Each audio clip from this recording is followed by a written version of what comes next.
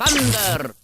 Hey everybody, how's it going? These past few years have been pretty dang good for Kirby fans. Of course, we finally got our first real 3D Kirby game in the form of Forgotten Land, but we also got the remake of Return to Dreamland, and we got Kirby's Dream Buffet, which turned out to be a pretty fun title. The Kirby series feels like it's in a really good place right now, but at the same time I have to wonder, where does it go from here? It kind of feels like we're in this transitional period of the series, like we're entering a new era of Kirby. I feel like the natural conclusion to come to would be that HAL is probably just going to make a follow-up on Forgotten Land with another 3D Kirby game. And yeah, that feels like a pretty safe bet, but where exactly does that put the series? HAL has finally brought the mainline Kirby series into a 3D space, but what exactly will they do with that after Forgotten Land? And where does that leave 2D Kirby, or even spin-offs for that matter? I figured it would be fun to try and put some answers to those questions. Let's just start with the big topic right away. 3D Kirby. After the success of Forgotten Land, and just how smooth of a transition the series made into the third dimension, I think it's safe to say that mainline Kirby is going to have a lot more 3D adventures going forward. Now, what I want to know is, what does that fully entail? I can't exactly see a direct follow-up to Forgotten Land, because that game pretty much felt like a one-and-done deal. Typically, unless it's in Dreamland, Kirby doesn't seem to go on multiple adventures in the same setting. Now, HAL Labs could absolutely mix it up and do Forgotten Land 2, but I'm hoping that they take things in a different direction.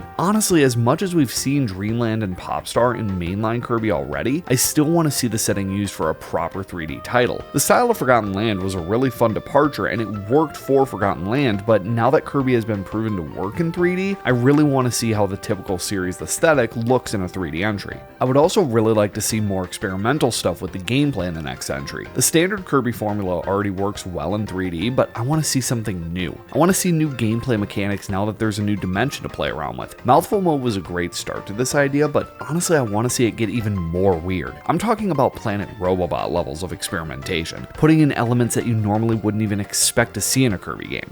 Getting more fleshed out combat is something that I really want as well now that HAL has gotten more experience with 3D after Forgotten Land. Now, I'm not expecting anything insane or like making the next Kirby a difficult game, because one of the most important qualities of the Kirby series is that it's easy for anyone to pick up and play regardless of their skill level. However, I would like there to be the sense of it being easy to pick up but harder to master. A lot of 2D Kirby games, especially in the DS and Game Boy Advance era, had so many different moves and command inputs for each copy ability. I think it worked so well in 2D because they were able to be treated similarly to how more complex input work in like traditional fighting games. But with the addition of 3D, it's not as simple to execute those types of inputs. There is still a way that I think they could make it work though. Take some notes from character action games like Devil May Cry and Bayonetta. Now, I'm not suggesting to make Kirby's combat as intense or over the top as these games, but I think that they could be a good jumping off point for trying to make some more of Kirby's extensive copy ability movesets work in a 3D space. And on the topic of copy abilities, I think it goes without saying that more copy abilities should be included in the next entry. I'd love to see returning abilities like Fighter, Spark, Beam, Parasol, but I'd also like to see new abilities that take advantage of the 3D space, much like the new additions like Ranger and Drill in Forgotten Land. Now, another important thing to consider for the next entry is multiplayer. Multiplayer has always been pretty important for Kirby. This has proven to be especially true on the Switch. Star Allies had a huge focus on playing together with friends to the point of having so many playable characters being the main selling point of the game. Return to Dreamland Deluxe also retained its multiplayer features, with the new Maglore epilogue supporting it as well. Now, they have already attempted multiplayer with 3D Kirby by having Bandana Waddle Dee as a co-op character in Forgotten Land, so I really wouldn't be shocked if HAL tries to take it even further with future entries. Now, 4-player co-op might be a bit trickier to get right for 3D Kirby, but I think that they could still find a way to make it work. In fact, I wouldn't even be surprised if the next game takes some cues from Super Mario 3D World in that regard. There is so much that can be done with 3D Kirby, and I don't even think that HAL has begun to scratch the surface of what's possible.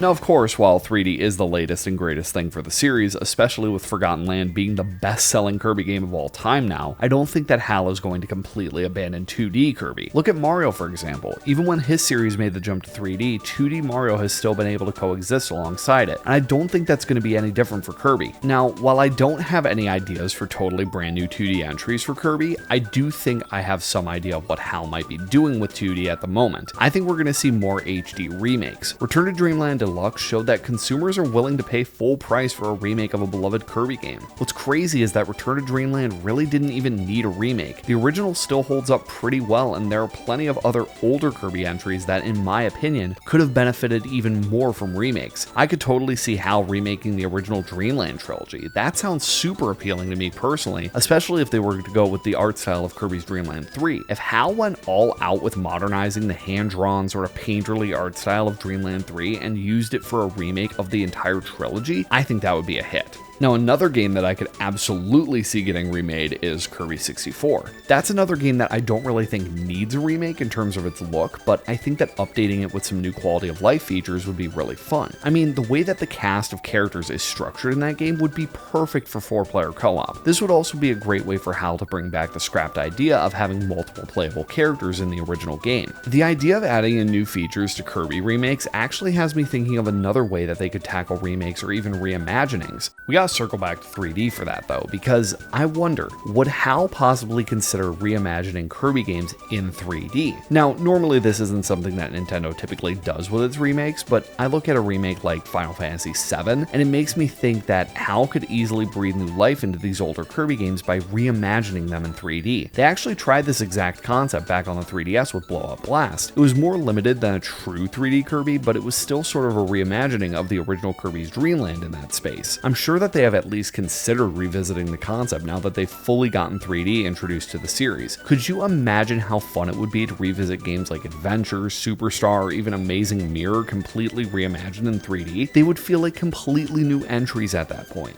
Going beyond mainline Kirby, I also want to talk about spin-offs. Kirby is no stranger to spin-offs, and the series has managed to have a pretty consistent stream of them across Nintendo's various platforms over the years. Some of them have managed to even get follow-ups, as seen with Kirby and the Rainbow Curse or Kirby Fighters 2. However, there are still a couple of spin-offs that I personally think deserve sequels as well. Getting the fan favorite out of the way, we gotta talk about Kirby Air Ride. Air Ride is a game that I am shocked hasn't gotten a sequel, or at the very least an HD re-release. Now, I will say that Air Ride is a bit of a product of its time in the sense that it came out when Nintendo was making a lot of experimental titles, but considering how much people love this game, I feel like at least something Air Ride adjacent is long overdue. It wouldn't even need to directly compete with something like Mario Kart, considering how different the games are. The core gameplay of the main mode already feels a lot different than most other kart racers, and with the addition of a fan favorite mode like City Trial, I think a new Kirby Air Ride would absolutely find its own audience on the Switch. Another spin-off I want to see return is Dream Course. Dream Course is such a unique take on golf because it's like this strange fusion between golf and bowling with all of these weird Kirby elements thrown in as well, and I really don't think I've ever played another game quite like it. It's a really fun game to play with friends as well. I still hit up my friends now and again to play a few rounds on NSO. The fact that this simple concept is so appealing makes me wonder why we still have yet to get a sequel. HAL even attempted to make a sequel on the N64, but it ended up getting scrapped. Nonetheless, it's clear that there was at least some interest in bringing it back. Now, if they were to bring Kirby's Dream Course back, I don't really think much would need to be changed in terms of the gameplay itself, but in terms of art direction, I think that something like the diorama type look of Captain Toad's levels could lend itself perfectly to Dream Course. Now, as much as I want to see some of these existing spin-offs get follow-ups, I have some ideas for new ones that I've wanted for some time now, and I think that they would work perfectly with a series like Kirby. The first type of spin-off that I want to see is a Muso or Warrior style game. Nintendo already has a very healthy relationship with Koei Tecmo, and we've already gotten 2 Nintendo-themed Warrior series already, Hyrule Warriors and Fire Emblem Warriors. Now, while at first glance you wouldn't think that Kirby would be a good fit for this type of game, but I beg to differ. The Warriors games have always had this big focus on fighting through massive hordes of enemies with a multitude of different characters and playstyles. I honestly think this works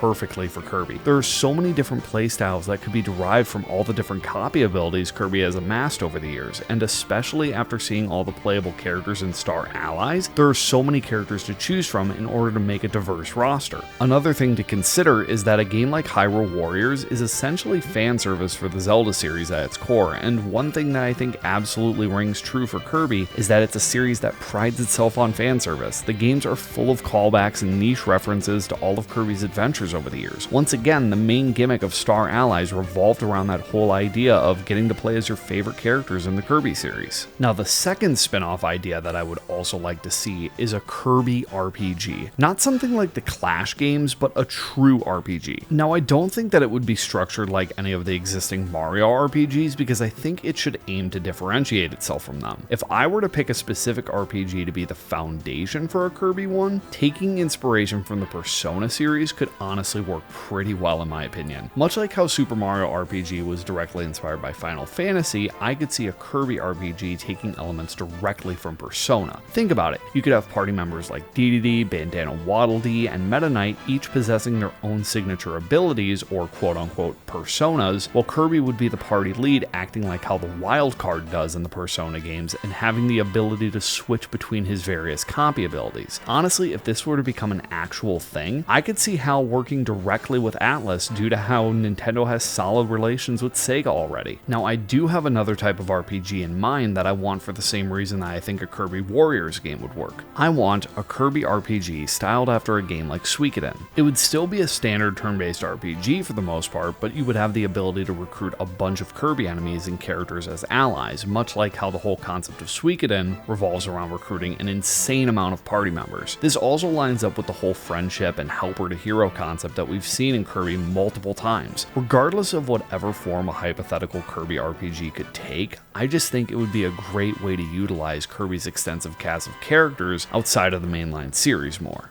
And that about does it for everything that I have to say about where I want the future of this series to go next. Like I said earlier, it really does feel like Forgotten Land marks the beginning of a new era for the series. Forgotten Land sold incredibly well, and that isn't just because of the so-called Switch effect, because Star Allies is a Switch game too, and yet Forgotten Land completely dwarfed its sales numbers. With Kirby finally making the jump to 3D, it's likely that the Kirby series gained a lot of brand new players, and while Forgotten Land more than likely made a great first impression, HAL has to keep those new fans sticking around. Whatever the next big Kirby game is, it's gonna have to be something that keeps pushing the series forward, and I'm excited to see what that something is. But for now, I think that's enough out of me. So if you guys like this video, feel free to like and subscribe, and I will see you in the next video. Later!